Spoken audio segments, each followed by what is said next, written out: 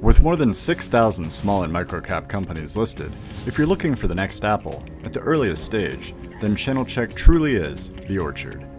The listed companies support Channel Check, so it's free for you, the potential investor, to gain access to institutional quality research from FINRA licensed analysts, advanced market data, industry reports, news, and a growing catalog of videos and webcasts.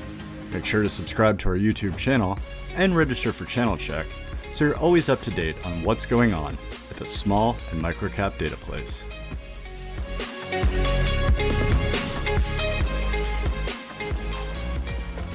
Welcome to the C-Suite series presented by Channel Check and Noble Capital Markets. Noble is an SEC-registered, FINRA-licensed broker-dealer and the source of the equity research available on Channel Check. Today's interview is a special presentation featuring Janet Lee Sheriff, CEO of Golden Predator Mining, James Hesketh, CEO of Viva Gold, and Mark Reichman, Senior Research Analyst for Noble, to discuss the proposed merger of the two companies, which the shareholders of Viva Gold are scheduled to vote on May 3rd. Visit channelcheck.com or click the link in the description for Noble's research on Golden Predator Mining, as well as news and advanced market data on both companies. And now, here's Mark, Janet, and James.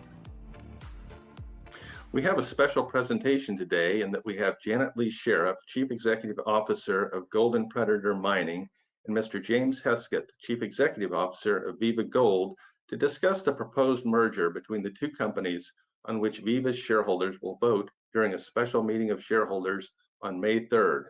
Janet and Jim, it is great to see you. Thanks, Mark. It's nice to be here. Pleasure to be here. Jim, before we get into the transaction details, what needs to happen to close the merger? Well, realistically, the merger's already been approved at the court level, subject to the shareholder vote. So the only thing remaining is a vote of Viva shareholders. And we have to have 2/3 of the vote cast in favor of the transaction. And Jim, for investors that may be unfamiliar, what are the key terms? Okay, the key term is this will be a share-for-share transaction where Viva shareholders will receive 1.6 Golden Predator shares for every Viva share that they currently own. And, with that in mind, options and warrants will also be adjusted by the same manner on pricing as well as volumes. So that's the guts of it. And as part of the transaction, there'll be some management changes. 3 of the members of the board will come from Viva, 4 will be from Golden Predator, and I shall become CEO of the new combined company. And Janet, what was the reason for distributing shares of C2C Gold Corp to shareholders, and when will that occur? C2C Gold Corp, Golden Predator owns over 20% of C2C, and that increases our accounting requirements and our reporting requirements. So we saw this as an opportunity to distribute some return to the shareholders while also reducing our holdings below 20%. I believe we'll be at 13% upon distribution, which will reduce our accounting costs and requirements, which is a cost savings to the company. And that will happen in concurrence with the transaction closing. So there'll be a record date set, and that will happen fairly shortly upon a successful vote. And leading off with Janet, what is the primary rationale for the combination? Well, Jim Hesketh is a proven mine builder and mine operator, and he's been involved with the Brewery Creek feasibility study. And his history goes back to the Viceroy days on the property. So he comes in with a strong technical knowledge of the project, a good understanding of its value, proven capacity and expertise in very cost effectively building and operating mines. So to us, it was very important to have a mine builder at this stage in the project. As you know, Brewery Creek's been moving along through the permitting and looking at the completion of a feasibility study for a decision for a restart. So it's the right time to bring in that added management capacity that we need. The other is the Tonopah asset. It's very interesting and well known to people in our company. And we love the idea of diversification of jurisdiction. We think it's a wise move. It gives two projects that are well advanced, really into a horse race for who can be first. And I'm sure Jim will speak to the value of advancing one asset and using it to cash flow into another. But really, it's just the right time for this transaction to happen. Jim, did you have anything to add? Yeah, I'll add to that a bit. The combination increases the mass and size of the overall company. And when you go to construction financing, that starts to become important. Having more than one asset also becomes important. You have a lot more collateral that you can pledge to the banks. And you'll get a lot more attention when the financiers see that you have more than one asset coming down the pike, because they'll want a piece of the second one too. It becomes a win-win as you start to increase the size. My last company, we started off with one mine, built the second mine, and having one mine in operation made the other one much easier to finance. Plus, you have it improves the vendor relationships. Your vendors start to see that there's more at stake than just one operation. So you can start talking discounts, better support, and overall, it improves the picture of that you need to. It improves what you need to do to meet your goals and strategies. And that's the bottom line. Now, starting with Brewery Creek, would each of you provide just a thumbnail sketch of each of the company's operations? Starting with Janet. Thanks, Mark. Golden Predator is solely focused on restarting the Brewery Creek gold mine. It was a past producing asset from 96 to 02. We've done significant work to build up the resource, and we're in the midst of a bankable feasibility study. We are also working very closely with regulators and the Trondheim to push the projects through permitting. We have a current quartz and water license, and we are seeking to renew those. And then the next stage will be to expand them to include an expanded mine plan, which is beyond the current licensed area. We have about $5.5 million in cash in the bank and marketable securities on top of that. So we're in a strong financial position. We have a very good working relationship with the Trondheim, which I can speak to later, and a project that's really de-risked as a brownfield operation with infrastructure left on site and the ability for a timely restart with everything in place. And Jim? Yeah, the Tonopah project, it's a well-drilled project. Infrastructure there is fabulous. You can drive right to it on paved road. We can actually get FedEx delivery to the drill rigs. So not too many people can do that. We have a 15 kilovolt power line, upgradable under its existing permits, 25 kilovolt that crosses our claims. There's also a water pipeline belonging to a commercial water utility that crosses the claims as well. So we've got access to power, water, and paved road access.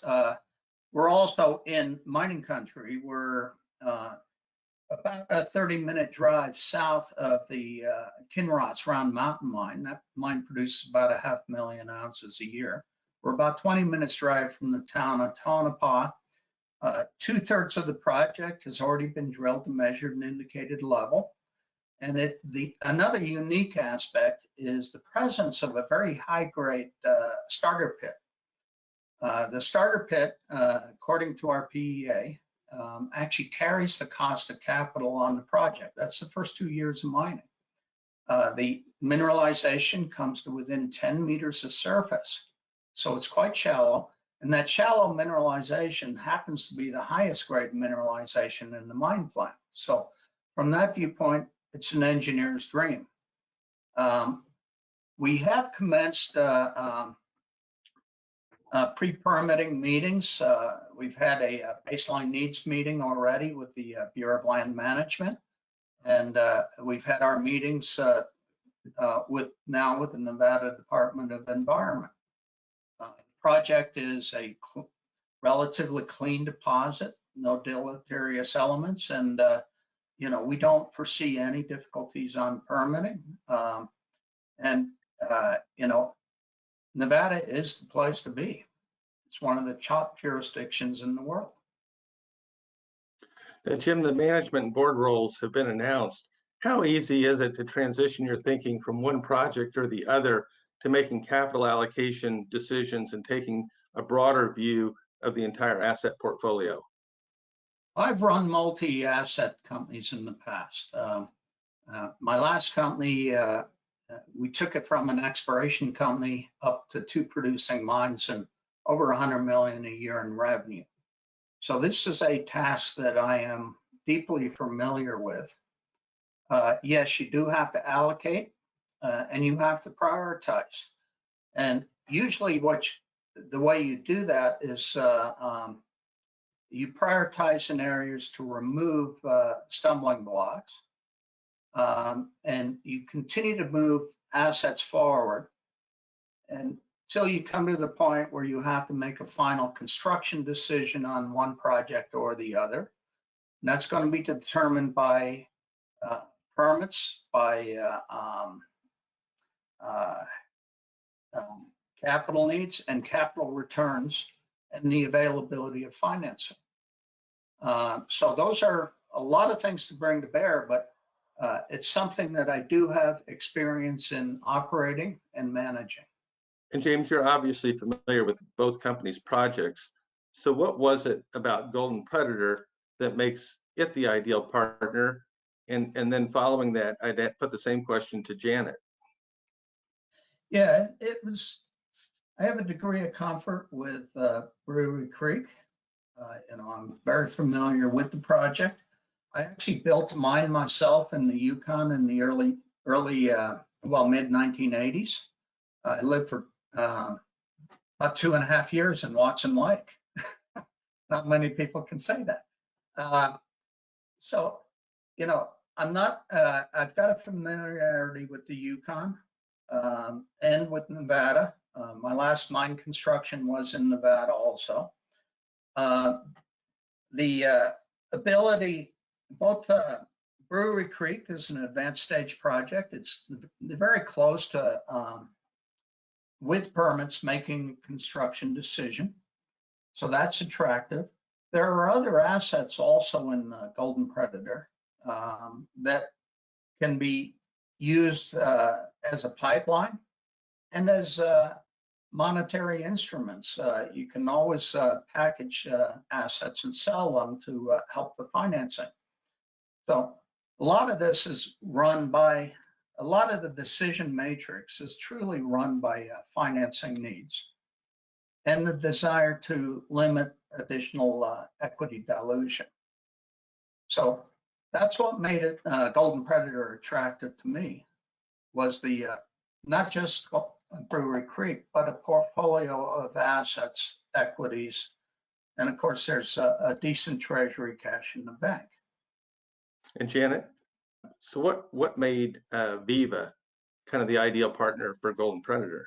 Oh, I think I answered that earlier, that Jim's background in building mines, his background with Brewery Creek, his ongoing relationship with the feasibility study, and the asset in Tonopah. It was just a really nice fit.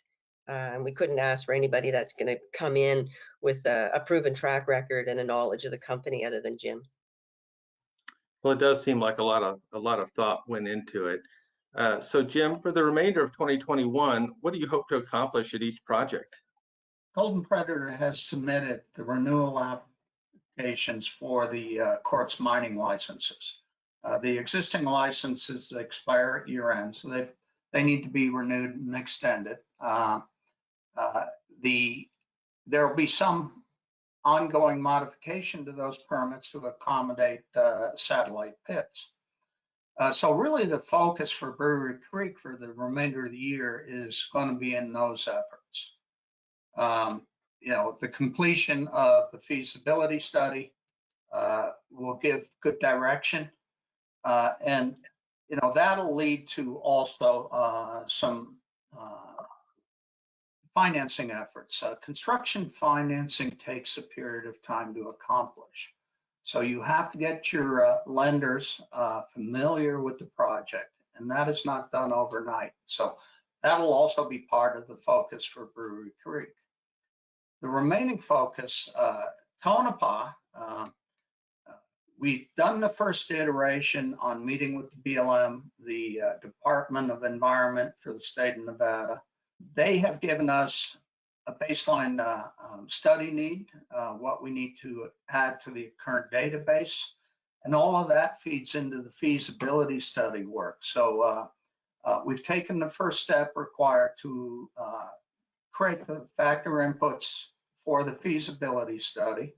So we would anticipate moving into feasibility study probably this summer sometime, and then moving directly when we get enough data from the feasibility work, close the loop on the permitting, initiating that. So really it's a lot of engineering, a lot of permitting work. The feasibility at Tonopah will require additional drilling. So there'll be some drilling programs coming up. The bottom line is that all of this activity will create a pretty substantial news flow for the company. So that's important also. Now, each of you has extensive experience working with various stakeholders, including government agencies and First Nations groups. So Janet, what has the reception been to the merger? Well, as you know, I've been working with Yukon First Nations for over 30 years. And if you're going to do anything in Canada, you are going to work with the First Nations in a very progressive manner. And I could not ask for a greater working relationship than Golden Predator has with the Tronda-Gwich'in First Nation. They are an incredibly progressive, self-governing First Nation. They became a self-governing First Nation, coincidentally, the year that Brewery Creek originally opened in '96. And they have a strong foundation of a government. They have dealt with many mining companies, quartz and placer in their territory. They understand the evolution of junior companies. They are appreciative of the fact that we want to build a larger company with multiple assets, and have been very supportive of helping us through the permitting process with Brewery Creek. So they don't envision that this merger is changing their relationship with the company. They see this as a cost plus that we're adding in a mine builder. And we meet regularly. Actually, I was just on a call with them in advance of this. Everything is in full disclosure with the First Nation, and couldn't be more supportive to help us getting through the permitting process. Now, you've talked about it being a horse race between Brewery Creek and Tonopah. So Jim, could you just elaborate on that and discuss how you're thinking about project financing? When you enter the permitting mode, a lot of stakeholders come into play, a lot of governmental entities come into play, you know, First Nations groups, other groups, it all comes into play. So you never know quite how the timing is going to work. And we've got two projects. Brewery Creek's actually more advanced than Tonopah because of the feasibility. But we've got two projects in a not dissimilar status that have the same sort of rapid development possibility. So we're going to push as hard as we can to move those projects forward. And the project that becomes the most financeable first is going to really get built first at the end of the day. And that's practical business. You know, people are going to say they want to see this or that first, but that's not the driver. The driver is truly financeability. And, you know, that's an uncomfortable concept for a lot of people, but that's the reality. And so, yeah, there is a bit of a horse race, but it's a very friendly horse race, and it's going to be well managed. You know, the work has to be performed as required by all the regulators, entities, et cetera, that we have to deal with. My last mine, I had a mine in California. I had 26 different permits on that mine. So you're trying to make an awful lot of people happy.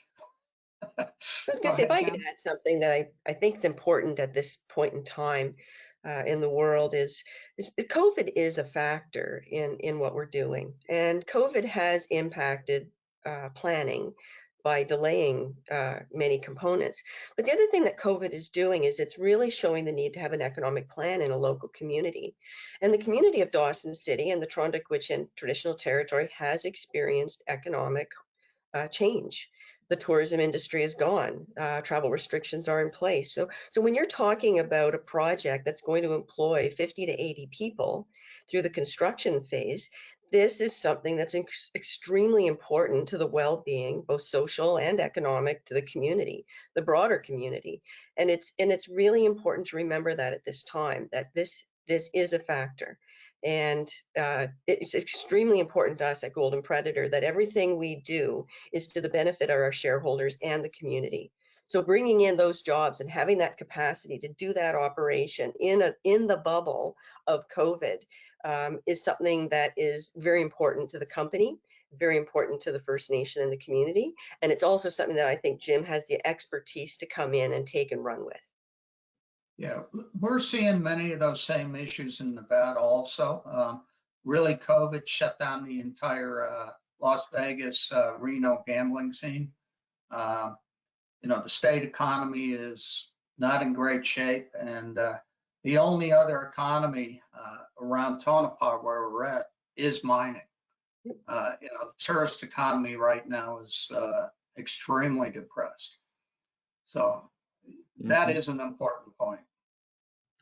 Now, Janet, there's been a significant amount of interest in Golden Predator's 20% interest in Group 11 Technologies. So how does this investment fit into the company's long-term strategy? Well, Golden Predator is solely focused on putting Brewery Creek back into production. That said, we have other hidden assets in the company, as Jim alluded to. We have a resource at Marg, we have Brew Creek, we have Gold Dome, we have great positions that enhance our stock portfolio, and we do the option writing strategy. And we also have a 20% interest in Group 11. Group 11 is a private US company that's looking at some alternate technology of marrying ISR, in situ recovery, used in copper and uranium, on a project in Wyoming, and an environmentally friendly solvent. It does not cost Golden Predator anything to have that ownership. There's no time from management spent on that, but it's something that it's really a bit of a free ride for Golden Predator. It came about because of the work Golden Predator did to replace the smelter process at the test facility that we had in Watson Lake. So that gave us the ownership, and it's off and running. And really, it's about doing something that's creating value and meeting ESG standards in the gold sector, in the gold space. So we're happy to be part of it. We're happy to have the ownership. It's not distracting us from our goal, though. Well, to wrap up and leading off with Jim, how will this merger further differentiate the company from other mining companies, and why is now a good time to invest? Yeah, the bottom line is there's not too many companies with the combined market cap of Golden Predator that have two development projects in play and this advanced. So Golden Predator has a strong opportunity to move towards production rapidly. That production can be used to fund additional exploration, project development without shareholder dilution. So really, you know, one of the questions is always, how do you get off the dilution treadmill in this business? Well, really the key answer is go into production and produce income. And that's really the goal. And that's what differentiates us, because most gold companies are totally not focused on creating income. They're just looking for exploration hits and hoping for a pop in the share price. We're planning to take the company well beyond that and turn it into a growth concept that the shareholders can gain value from in the future. And Janet, did you have anything to add? No, just thank you very much for this today, Mark. It's been wonderful to be able to present on this opportunity, and I appreciate your time from both of you today. Thank you for joining us, Janet and Jim. Well, thank you very much, Mark. It's a pleasure to be here. And for Viva shareholders, I would encourage you to vote for the merger. Thank you for joining us for this C-Suite interview presentation brought to you by Channel Check. Visit our YouTube channel for more interview content, as well as virtual roadshows and conference presentation replays. New content is added regularly, so subscribe below to stay up to date.